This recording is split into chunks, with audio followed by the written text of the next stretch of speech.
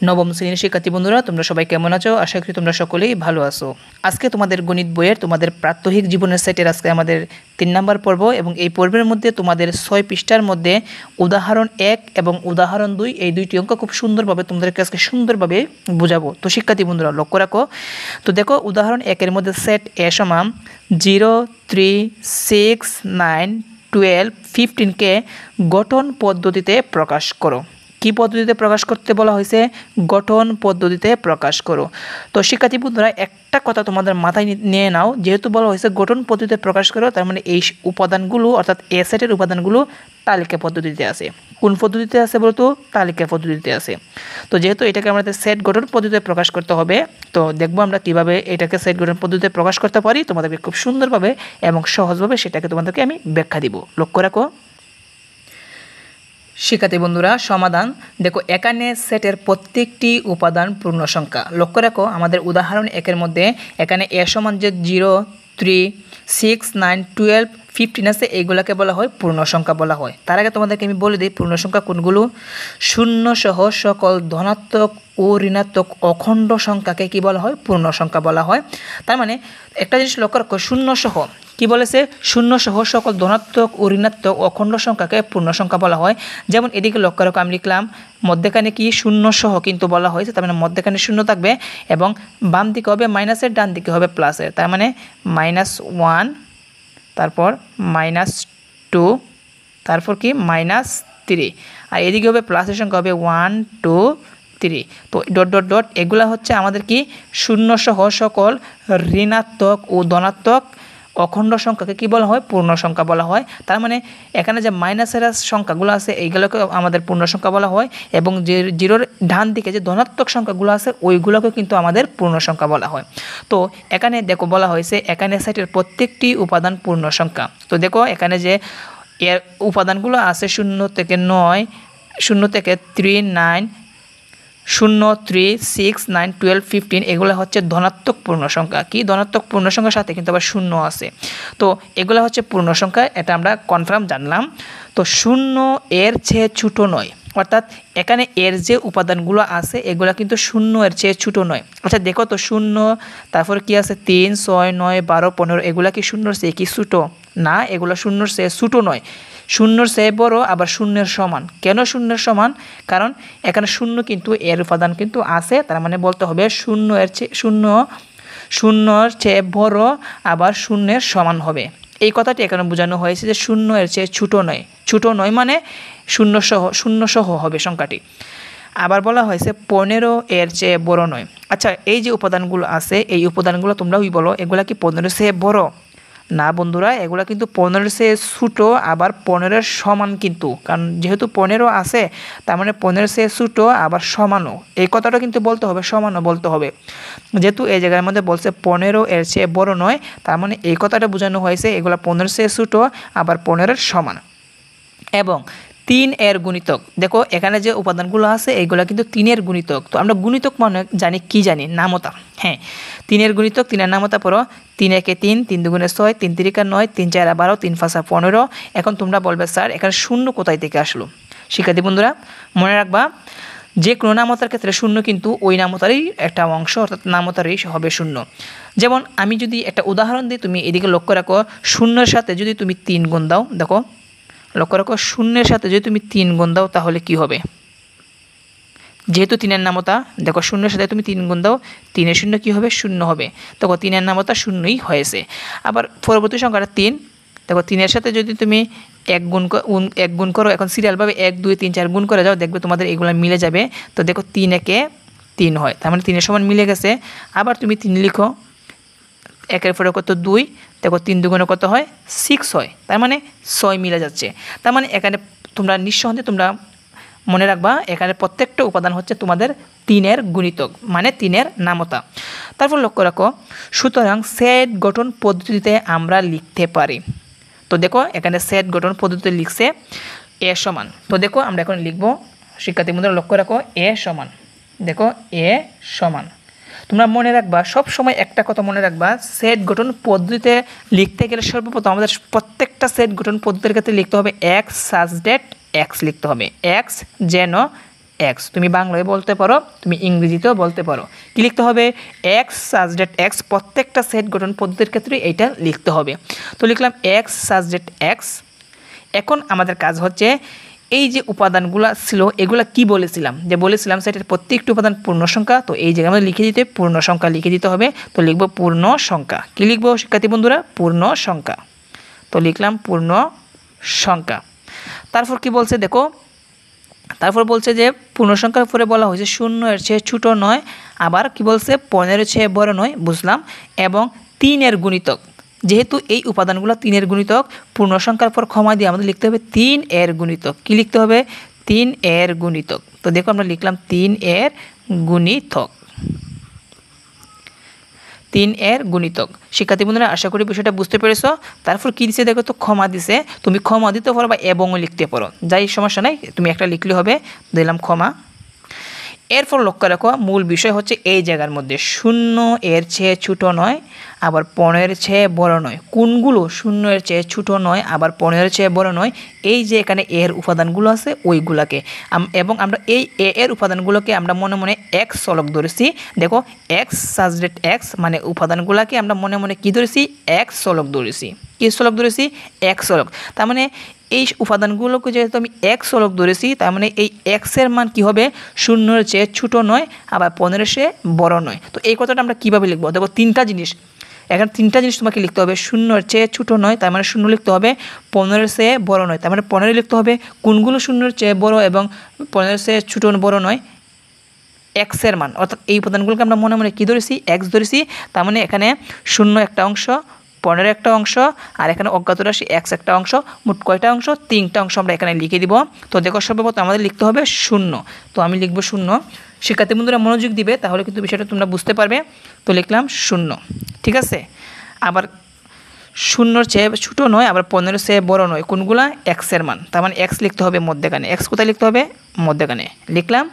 আবার লাস্টে কী বলেছে? 15। তো লিখলাম 15। তো এখন মধ্যেখানে আমাদের সম্পর্ক চিহ্ন বসাতে হবে। কি সম্পর্ক চিহ্ন? 0 এর চেয়ে ছোটো নয়। কোনগুলা 0 এর চেয়ে ছোটো নয়? এক্সের মানগুলা, এই উপাদানগুলোকে আমরা এক্স ধরছিলাম, তার মানে এক্সের মান 0 এর চেয়ে ছোটো নয়। যেহেতু 0 এর চেয়ে ছোটো নয়, তার মানে এই কথা দ্বারা বোঝানো হয়েছে 0 কিন্তু উত্তরটা হবে মানে 0 সমান হবে। তার মানে আমরা এভাবে চিহ্নটা দিতে হবে। লক্ষ্য রাখো, এই যে এভাবে 0 এর চেয়ে ছোটো নয়, আবার সমান চিহ্ন দিতে হবে। কী চিহ্ন দিতে হবে? সমান চিহ্ন। এটা দ্বারা বোঝানো হয়েছে এদিকে চিহ্ন মানে 0 এর চেয়ে এক্সের মানটা এদিকে মানে এক্স বড়, তার মানে 0 থেকে এক্সের মান বড় হবে। দেখো 0 এর চেয়ে এগুলো কিন্তু বড়ই, আবার কিন্তু সমান চিহ্ন দিতে হবে কারণ 0 যেহেতু আছে। আবার বলছে কি দেখো 15 এর চেয়ে ছোটো নয়, তার মানে এগুলো 15 এর চেয়ে ছোটো নয়, তার মানে 15 এর চেয়ে ছোটো নয় মানে এগুলা 15 চেয়ে ছোটো হবে, আবার 15 সমান হবে। তার মানে এভাবে চিহ্নটা দিতে হবে। এভাবে দেওয়ার মানেটা কি? এদিকে চিহ্ন মানে 15 বড় এক্স ছোটো, তার মানে দেখো 15 চেয়ে এক্সের মান ছোটো হবে অথবা সমান হবে। তো এটাই ব্রেকেট দিয়ে আমাদের ব্রেকেট দিয়ে দিব, তাহলে কিন্তু আমাদের ফলাফল চলে আসবে। তো দেখো এটাই হচ্ছে আমাদের ফলাফল। এক্স সাবজেক্ট এক্স পূর্ণ সংখ্যা ক্ষমা 3 এর গুণিতক 0 এর চেয়ে কি বড় অথবা সমান, আবার 15 চেয়ে ছোটো বা সমান। বিষয়টা তোমরা বুঝতে পেরেছো? তো শিক্ষার্থী বন্ধুরা আশা করি তোমরা উদাহরণের একটা তোমরা খুব সুন্দরভাবে বুঝতে পেরেছো। তো তারপর লক্ষ্য রাখো, এখন কিন্তু আমরা উদাহরণ 2টা একটু আমরা ভালোভাবে বুঝবো। শিক্ষার্থী বন্ধুরা উদাহরণ 2 set A, x subject x পূর্ণ সংখ্যা ক্ষমা x square less than or equal 25কে তালিকা পদ্ধতিতে প্রকাশ করো। এখন আমাদের তালিকা পদ্ধতিতে প্রকাশ করতে হবে, তার মানে এইটা সেট গঠন পদ্ধতিতে আছে, আমরা ক্লিয়ার। তো দেখো এক্স স্কোয়ার মানে কি? স্কোয়ার মানে বর্গ, বাংলায় বলা হয় বর্গ, তার মানে বর্গটা কি হবে? 25 চেয়ে ছোটো বা সমান হবে। এদিকে চিহ্ন মানে এক্স স্কোয়ার ছোটো মানে বর্গ ছোটো, তার মানে 25 থেকে এক্স স্কোয়ার মান ছোটো বা সমান হবে, ওইগুলোই কিন্তু আমাদের তালিকা পদ্ধতির অ্যান্সার হবে। তো এখন আমরা একটা কাজ করে দেখো সমাধান। এখানে সেটের প্রত্যেকটি উপাদান পূর্ণ সংখ্যা, হ্যাঁ লেখা আছে পূর্ণ সংখ্যা। তো পূর্ণ সংখ্যা যাদের বর্গ, দেখো বর্গ যাদের বর্গ 25 অপেক্ষায় ছোটো বা সমান। হ্যাঁ বন্ধুরা, এই যে এক্স স্কোয়ারের বর্গ আছে এটা এদিকে চিহ্ন মানে 25 থেকে এটা ছোটো, আবার নিচে সমান চিহ্ন আছে মানে কেটা, তার মানে 25 থেকে ছোটো বা সমান হবে এই ধরনের সংখ্যাগুলো। তো দেখো এখানে কিন্তু আমাদের সংক্ষেপেভাবে করা আছে, এখন তোমাদেরকে আমি বর্ণনাভাবে সেটি সমাধান করে দেখাবো। তো লক্ষ্য রাখো এই খাতার মধ্যে। তো শিক্ষার্থী বন্ধুরা আগে আমরা লিখে নিব। দেখো শিক্ষার্থী বন্ধুরা লক্ষ্য রাখো এ সমান এক্স সাজ দ্যাট এক্স পূর্ণ সংখ্যা x square less than or equal 25। তো এখন আমাদের যেহেতু আমাদের এখানে শর্তই দেওয়া আছে যে 25 থেকে ছোটো হবে অথবা সমান হবে এক্স স্কোয়ারের বর্গগুলা। তো দেখো পূর্ণ সংখ্যা তো আমরা জানি পূর্ণ সংখ্যার সেটগুলো আমরা কি জানি, আমরা কি লিখে নিই, আমরা জানি পূর্ণ সংখ্যার যে সেট জেড সমান কী দ্বারা প্রকাশ করা হয়, জেড সমান কী জানি আমরা জানি মধ্যখানে কী থাকবে শূন্য, এদিকে ঋণাত্মক এদিকে ধনাত্মক। তো আমি লিখলাম ডট ডট দিলাম। তো দেখো মনে করো -4 -3 -2 -1 0 1 2 3 4 ডট ডট ডট। তো শিক্ষার্থীবৃন্দ এগুলা কিসের সেট, এগুলো হচ্ছে আমাদের পূর্ণ সংখ্যার সেট। তো এখন লক্ষ্য রাখো আমাদের এখন লিখতে হবে এখন বা এখানে কি বলা হয়েছিল, দেখো তো এক্স স্কোয়ারের মান বের করতে হবে। তখন লিখব এক্স স্কোয়ার সমান। তো যেহেতু পূর্ণ সংখ্যা, তো পূর্ণ সংখ্যাকে আমরা এইভাবে মাইনাস বা প্লাস দিয়ে বের না করে আমরা কিন্তু সংক্ষেপে বের করতে প্লাস মাইনাস লিখে। তো সর্বপ্রথম আমরা যে কাজটি করব সেটি হচ্ছে লক্ষ্য রাখো শিক্ষার্থী বন্ধুরা। তো শিক্ষার্থী বন্ধুরা সর্বপ্রথম আমরা যে কাজটা করবো, আমরা এক্স এর মান প্রথম কী ধরবো, 0 ধরবো। তার মানে x সমান 0 হলে কি হলে, x সমান 0 হলে কিসের মান বের করতে হবে, এক্স স্কোয়ারের মান বের করতে হবে। তাহলে লিখবো এক্স স্কোয়ার সমান এক্স এর মান কী ধরছি 0, তো দিব 0 উপরে দিব স্কোয়ার। আর তোমরা বলো 0কে স্কোয়ার করলে কত হয়, 0 হবে। এবং চিহ্নটা যেভাবে আছে আমরা এভাবে দিব, চিহ্ন দিলাম দিয়ে কী দিব 25। তো দেখো তো 25 কিন্তু 0টা কিন্তু ছোটোই, তার মানে আমাদের শর্তটা পালন করছে। তো এখন আমরা লিখবো এক্স সমান এখানে এক্স স্কোয়ার সমান না এক্স সমান ধরবো, এক্স সমান +-1 হলে কি +-1 হলে কি সমান, এক্স স্কোয়ারের মান বের করবো। এক্স এর মান কী ধরছি +-1, তো দিব +-1 এবং উপরে কি দিতে হবে স্কোয়ার, তো দিলাম স্কোয়ার সমান। তো এখন হচ্ছে এটা হচ্ছে +1 আবার -1। তো +1কে স্কোয়ার করলে 1ই হবে, আবার -1কে স্কোয়ার করলে 1ই হবে, অর্থাৎ +1ই হবে। তো লিখবো 1 চিহ্নটা দিব এবং 25 লিখব। তো দেখো 25তে কিন্তু 1 কিন্তু ছোটোই আছে, তার মানে এটাও আমাদের শর্ত পালন করছে। তো লিখব x সমান +-2 হলে কিসের মান বের করবো, এক্স স্কোয়ার। তো লিখবো এক্স স্কোয়ার সমান এক্স এর মান কী ধরছি +-2, তো লিখবো +-2 এবং উপরে কী দিতে হবে, স্কোয়ারটা দিতে হবে। তো দিলাম স্কোয়ার সমান। তো এটা কিন্তু +2 -2 যেহেতু স্কোয়ার আছে দুইটাকে কিন্তু স্কোয়ার করলে আমার 4 বের হবে। কী বের হবে 4। তাহলে চিহ্নটা দিব দিব 25, কী দিব 25। তো দেখো এখানে কিন্তু আমাদের শর্তটা কিন্তু পালন করছে। এখন লিখব x সমান +-3 হলে কিসের মান বের করতে হবে, এক্স স্কোয়ার সমান এক্স এর মান কী ধরছি +-3 এবং ব্র্যাকেট দিয়ে কী দিতে হবে, স্কোয়ার দিতে হবে। তো +3 -3কে স্কোয়ার করলে কি হবে 9 হবে, চিহ্ন দিব এবং 25 বসিয়ে দিব। দেখো 25টা কিন্তু ছোটোই আছে।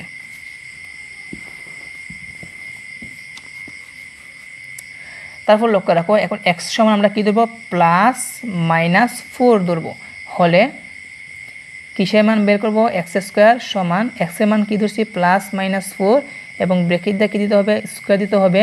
তো প্লাসের এবং মাইনাসের 4কে স্কোয়ার করলে কী হবে 16 হবে, চিহ্নটা দিলাম এবং 25। দেখো 25টা কিন্তু 16 ছোটোই। এখন x সমান আমরা কী দেবো +-5 হলে কিসের মান বের করতে হবে, এক্স স্কোয়ার সমান এক্স এর মান কী ধরছি +-5 ব্র্যাকেট দিয়ে কী দিতে হবে, স্কোয়ারটা দিতে হবে। প্লাসের 5 এবং মাইনাসের 5কে স্কোয়ার করলে কী হবে 25 হবে, যা 25-এর সমান, 25-এর কি সমান। তো আমরা একটা কাজ করতে পারি, আমরা এভাবে এই চিহ্ন না দিয়ে কিন্তু আমরা সমান চিহ্ন দিয়ে দিতে পারি যে 25 আর 25 কি সমান। তো আমাদের শর্তের মধ্যে কী ছিল লক্ষ্য রাখো, এখানে ছিল এক্স স্কোয়ারের মান কী হবে 25-এর সাথে ছোটো বা সমান। তো দেখো এখানে যে এক্স স্কোয়ারের মানটা বের হয়েছে এটা কিন্তু 25-এর সমানই, সেজন্য আমরা সমান দিলাম। তো কখন অঙ্কটা শেষ হবে, যখন দেখবো 25-এর সাথে বড় হয়ে গেছে তখন কিন্তু অঙ্কটা শেষ হবে। তো আমরা এখন x সমান কী লিখবো +-6 হলে +-6 হলে কিসের মান বের করবো, এক্স স্কোয়ার সমান এক্স এর মান কী ধরছি +-6 এবং ব্র্যাকেটে দিতে হবে স্কোয়ার। 6 প্লাসের 6 প্লাসের মাইনাসের 6কে স্কোয়ার করলে 6 কত হবে 36 এবং চিহ্ন দিয়ে আমাদের 25টি দিয়ে দিতে হবে। দেখো 25টি বড় হয়ে গেছে, তার মানে এটাকে এবার কেটে দিতে হবে। যেহেতু আমাদের শর্তের মধ্যে নেই এভাবে কেটে দিতে হবে, কাটার পর কিন্তু আমাদের অঙ্কটা এখানেই শেষ। তো এখন দেখতে হবে আমাদের কোন কোন সংখ্যাগুলো আমাদের শর্ত পালন করছে। দেখো 0 +-1 +-2 +-3 +-4 +-5 এই সংখ্যা সংখ্যাগুলো কিন্তু পূর্ণ সংখ্যাগুলো আমাদের শর্ত পালন করছে, অর্থাৎ 25-এর সাথে ছোটো বা সমান হয়েছে। তার মানে এগুলোই কিন্তু আমাদের অ্যান্সার হবে। তো এখন আমি অ্যান্সারটি লিখে দিব। শিক্ষার্থী বন্ধুরা লক্ষ্য রাখো, অতএব এর সমান দেখো মধ্যখানে যেহেতু আমাদের পূর্ণ সংখ্যা মধ্যখানে 0 দিলাম, এদিকে দেখো মাইনাসের 1 -2 -3 -4 -5 পর্যন্ত দিলাম, আর এদিকে +1 +2 +3 +4 +5 পর্যন্ত আমরা এই সংখ্যাগুলো বসিয়ে দিলাম। তার মানে এর সমান আমাদের এই উপাদানগুলো বের হয়েছে, আর এটাই হচ্ছে আমাদের উদাহরণ 2 এর এ সেটের কি আমাদের অ্যান্সার। দেখো এই যে অ্যান্সারটা আমাদের মিলে গেছে। তো শিক্ষার্থী বন্ধুরা আশা করি তোমাদের 6 পৃষ্ঠা এবং 7 পৃষ্ঠার যে উদাহরণগুলো দুইটা আছে এই উদাহরণটা তোমরা ভালোভাবে বুঝতে পেরেছ। পরবর্তী পর্বে আমাদের একক কাজ এখানে দেখো সেট গঠন পদ্ধতিতে প্রকাশ করব এবং তালিকা পদ্ধতিতে প্রকাশ করব, এবং নিচে কিছু দেখো আমাদের কিছু সেটের নাম দেওয়া আছে ওইগুলা আমরা আলোচনা করব। তো আজকে এখানে শেষ করলাম। পরবর্তী পর্বের জন্য সবাই অপেক্ষা থাকো। সবাইকে আসসালামু আলাইকুম।